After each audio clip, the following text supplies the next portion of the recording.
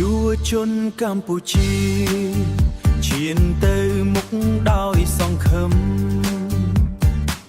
ចិត្តមុតមមមិនរអាក់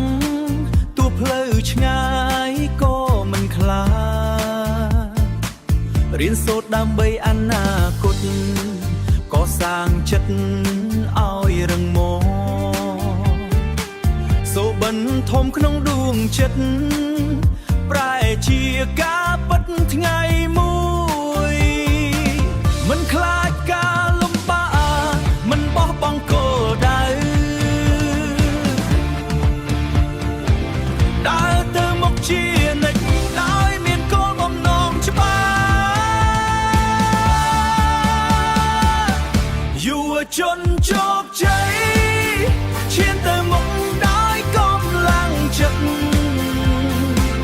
សាងអនាគតភ្លឺថ្លាជូនជាតិមាតុភូមិយុវជនជោគជ័យមិនចាញ់នឹងឧបសគ្គជឿលើខ្លួនឯងជានិច្ចដើម្បីថ្ងៃស្អែកល្អប្រសើរយុវជនជោគជ័យដៃក្នុងដៃរួមគ្នាសាមគ្គីជាកម្លាំងបង្កើតចំណេះដឹងថ្មីប្រែក្លាយសង្គមឲ្យរីកចម្រើនពីសាលារៀនទៅការងារពោពេញដោយមោទនភាពយុវជនខ្មែរជានិច្ច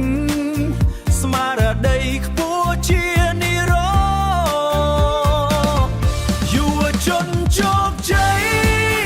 ឈានទៅមុខដោយកម្លាំងចិត្តសាងអនាគតភ្លឺថ្លាជូនជាតិមាតុភូមិយុវជនជោគជ័យមិនចាញ់